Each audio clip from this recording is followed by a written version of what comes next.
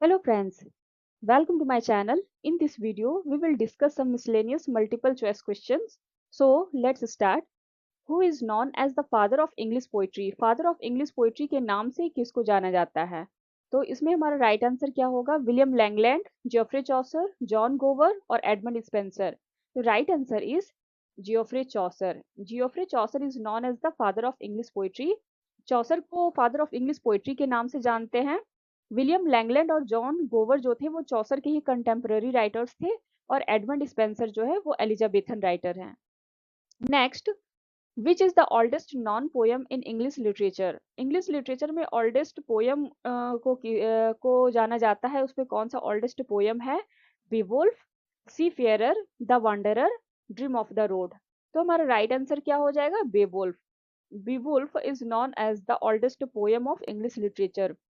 English literature में जब old English का पीरियड था, मीन्स 450 से 1066 तक का पीरियड, 1066 तक का पीरियड को ओल्ड इंग्लिश के नाम से जाना जाता था. और इसी में बीवुल्फ जो है एक ओल्डेस्ट पोयम है जिसके ऑथर जो है वो एनोनिमस है, मीन्स किसने लिखा है ये किसी को पता नहीं है.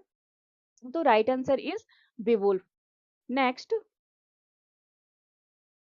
विच period is known as the age of Chaucer? Age of Chaucer के नाम से किस पीरियड को जाना जाता है? Option is middle ages, Renaissance, restoration और रोमांटिक एज. तो एज ऑफ चौसर के नाम से मिडिल एजेस को जाना जाता है. मिडिल एजेस जब ओल्ड इंग्लिश आया था उसके बाद उसके बाद का जो पीरियड है वो एज ऑफ चौसर और मिडिल एजेस के नाम से जाना जाता है. चौसर का लाइफ स्पैन था 1340 से 1400. सो 1066 से 1400 ये हो गया. 1066 से 1500 तक का जो पीरियड है उसे मिडिल एजेस के नाम से जानते हैं. रेनेसा जो था वो हमारा एलिजाबेथन एज के टाइम में आया था, जो मिडिल एजेस के बाद आया था. उसके बाद फिर रेस्टोरेशन वो 17th सेंचुरी में आया था. रोमांटिक एज जो है वो 18th सेंचुरी में आया था. ये 18th सेंचुरी का हो जाएगा. So right answer is Middle Ages. Age of Chaucer is Middle Ages. Next, who wrote the Canterbury Tales? Canterbury Tales किसने लिखा है? Geoffrey Chaucer, William Langland, John Gower और थॉमस मैलोरी. तो right answer is Geoffrey Chaucer. Geoffrey Chaucer जो है वो Canterbury Tales इनका masterpiece है. थॉमस मैलोरी का मॉटेडी ऑथर इन्होंने फेमस वर्क लिखा है. So right answer is Geoffrey Chaucer. What is the main work of Jonathan Swift? Jonathan Swift का मेन वर्क क्या था? Gulliver's Travels, Robinson Crusoe, Paradise Lost और Pilgrim's Progress. तो Jonathan Swift का main work जो है वो है Gulliver's travels. Right answer is Gulliver's Travels. Robinson Crusoe का फेमस वर्क है, डैनियल डेफो का फेमस वर्क है. पैराडाइज लॉस्ट जॉन मिल्टन का फेमस वर्क है. और पिलग्रिम्स प्रोग्रेस वो बनियान का, जॉन बनियान का फेमस वर्क है. सो राइट आंसर हमारा क्या हो जाएगा? Gulliver's Travels. Next is what is the author, who is the author of Paradise Lost? Paradise Lost के ऑथर कौन है? John Milton, John Dryden, Alexander Pope और Thomas Gray. Right answer is John Milton. John Milton जो है Paradise Lost लिखे थे. Next, what type of poem is Paradise Lost? Paradise Lost जो है वो किस टाइप का पोयम है? तो पैराडाइज लॉस्ट जो है वो हमारा एपिक है जो कि ब्लैंक वर्स में लिखा गया था. लिरिक, बैलेड और ओड ये नहीं होगा, ये एपिक होगा. Paradise lost is an epic. ये एपिक के फॉर्म में लिखा गया था जो एडम और ईव की स्टोरी पे मिल्टन ने लिखा है. तो ये सॉरी पैराडाइज लॉस्ट का यदि आप देखना चाहते हो, इसमें मैंने मिल्टन का बहुत सारे वर्क्स को पैराडाइज लॉस्ट हो गया, पैराडाइज रिगेन्ड, एरोपेजिटिका, ये सबको मैंने कंबाइन करके एक बनाया है, वीडियो बनाया है. उसमें आप सारा एमसीक्यू आप चेकआउट कर सकते हैं. Next, which period is called the Elizabethan as?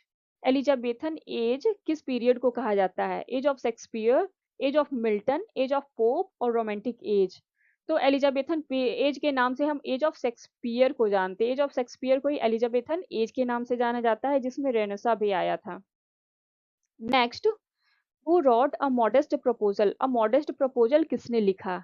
Jonathan Swift, Alexander pope, John बनियान और Samuel Johnson.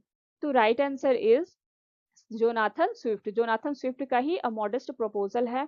Jonathan Swift mainly satire ही लिखते थे, मीन्स वो सोसाइटी पे कटाक्ष करते थे. सोसाइटी पे कुछ जो रियलिटी होता है उसको बहुत ही मीन्स कटाक्ष करके बोलने को ही सटायर कहते हैं।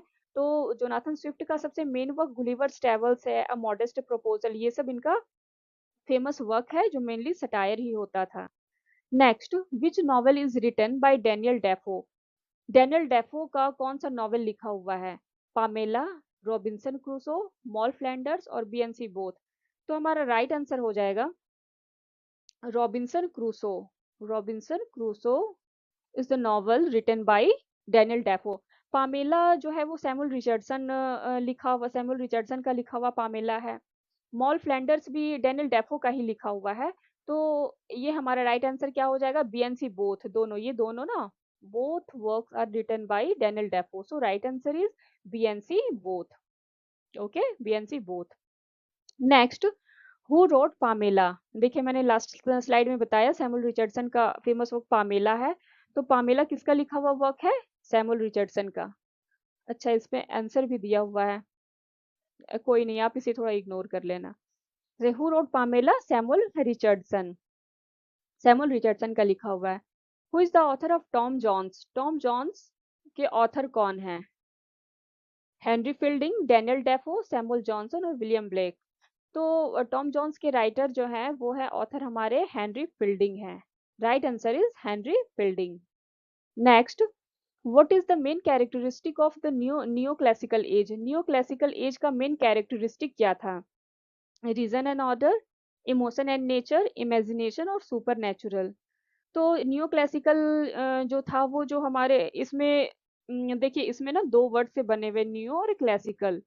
तो नियो जो था वो मीन्स क्लासिकल को ही नए तरीके से लिखने को ही नियो क्लासिकल एज कहा जाता था।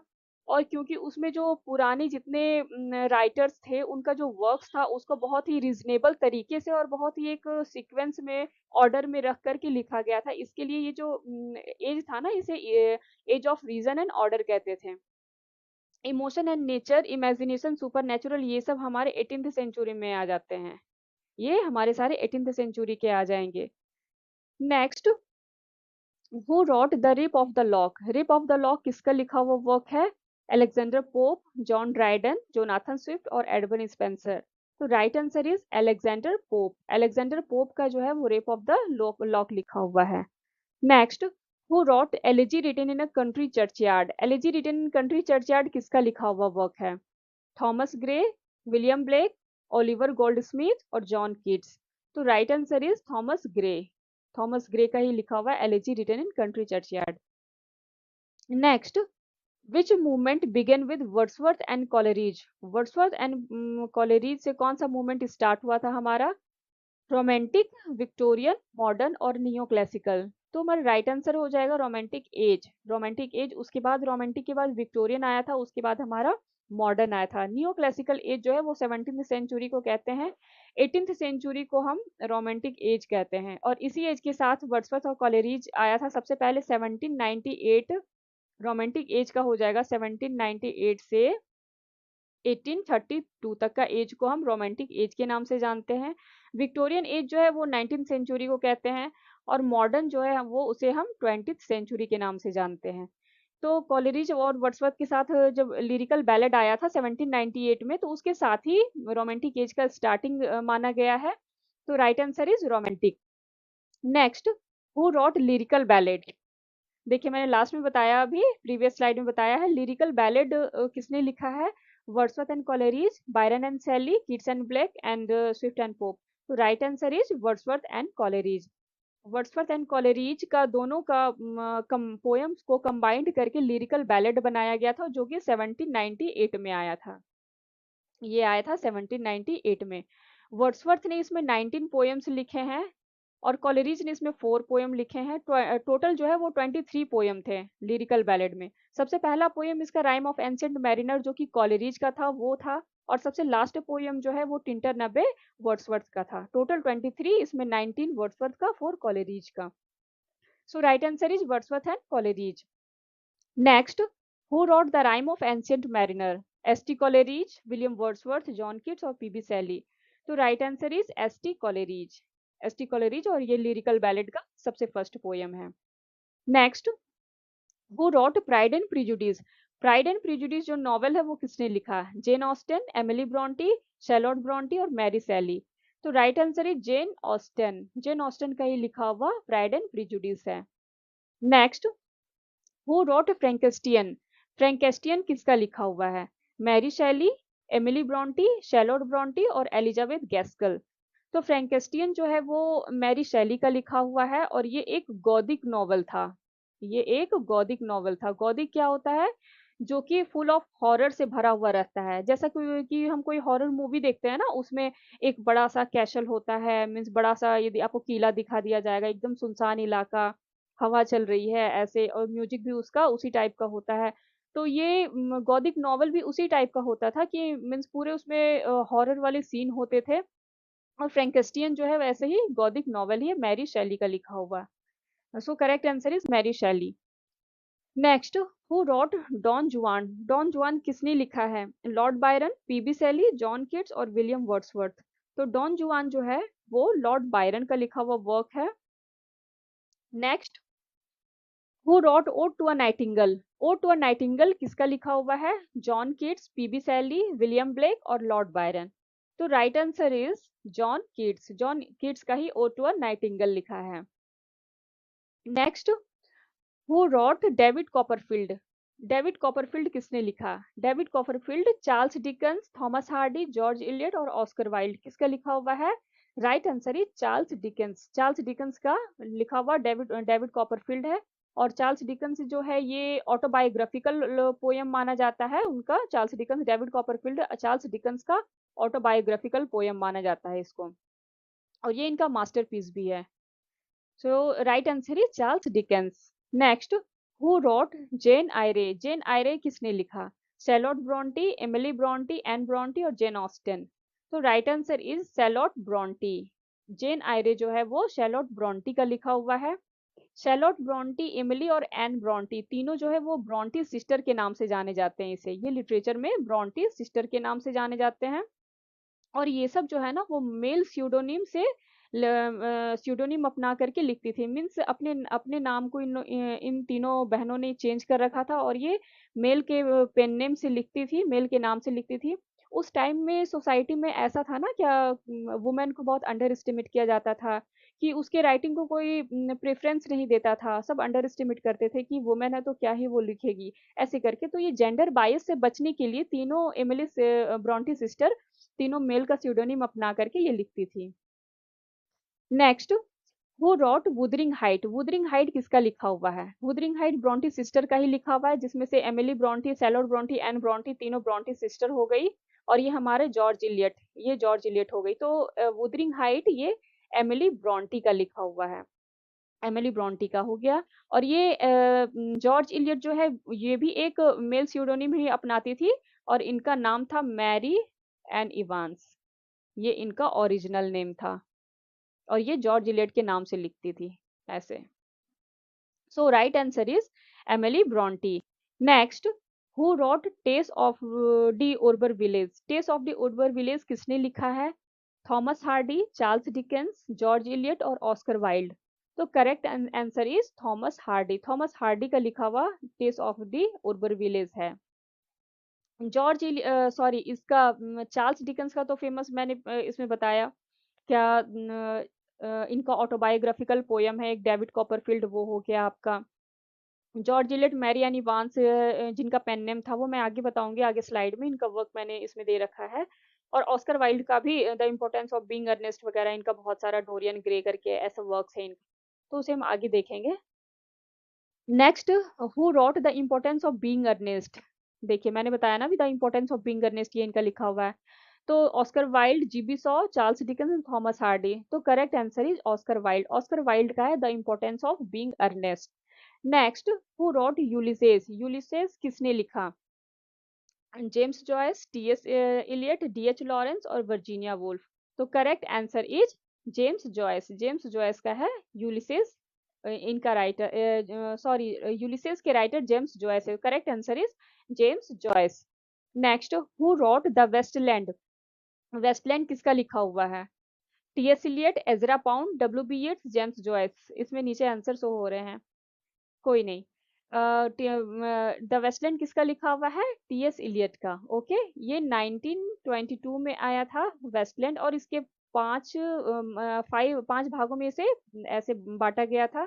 इसके 5 पार्ट्स हैं, जिनके 5 तरह के नाम वो मैं आपको आगे वीडियो में या फिर दूसरे वीडियो में उसे अच्छे से डिस्क्राइब करूंगी, क्योंकि इसमें बताने से ना वीडियो बहुत लंबा हो जाएगा। Ezra Pound, W B Yeats, James Joyce. तो जेम्स जॉयस का आपका यूलिसेस हो गया। फिर एज़रा पाउंड जो है वो इसमें टीएस इलियट को असिस्ट करती है इसमें द वेस्टलैंड लिखने के लिए। और मीन्स द वेस्टलैंड जो है ना वो बहुत ही, टीएस इलियट ने बहुत ही ब्रॉड लिखा था, मीन्स बहुत ही लंबा था वो। तो इसको फिर ये शॉर्ट करके एज़रा पाउंड ने उसे शॉर्ट करके शॉर्ट फॉर्म में लाई थी। लेकिन फिर भी इसके 5 पार्ट्स हैं और बहुत ही इंटरेस्टिंग इसका ये है। आप इसे कभी ऐसे कभी खाली टाइम हो तो आप इसे पढ़ लेना, क्योंकि एग्जाम के टाइम में होता है ना कि हमारे पास उतने टाइम नहीं होते, और सिर्फ हमें एग्जाम ओरिएंटेड ही पढ़ना होता है। So let's start next question. Who wrote Animal Farm? Animal Farm किसने लिखा है? George Orwell, Aldous Huxley, William Golding और जेबी प्रिस्टले। एनिमल फार्म किसका लिखा हुआ है? जॉर्ज ऑरवेल का। Right answer is George Orwell. Next, who wrote Waiting for Godot? Waiting for Godot किसका लिखा हुआ वर्क है? Samuel Beckett, Harold Pinter, Tom Stoppard और टीएस इलियट। तो राइट आंसर हमारा हो जाएगा waiting for Godot, Samuel Beckett. Correct answer is Samuel Beckett. Samuel Beckett का ही वेटिंग फॉर गोडोट है। Next, who wrote the Faerie Queene? Faerie Queene किसका लिखा हुआ है? Edmund Spenser, John Milton, William Langland और थॉमस मूर। तो correct answer is Edmund Spenser. Edmund Spenser ने ही फेरी क्वीन लिखे हैं। ओके, सो अभी वीडियो बहुत लंबा हो जाएगा गाइस, सो इससे ज़्यादा हम ऐसे बढ़ा नहीं सकते। अब आपको और मेरे इसमें बहुत सारे स्लाइड्स हैं और बहुत सारे क्वेश्चंस करवाने हैं, तो उसका मैं पार्ट 2 लेकर के आऊँगी, जिसमें आप यदि करना हो तो आप उसे चेकआउट कर सकते हैं, देख सकते हैं। तो आपको वीडियो यहाँ तक का कैसा लगा वो कमेंट करके ज़रूर बताएं, और like subscribe my channel, my video, and see you in next video. Thank you for watching. Bye.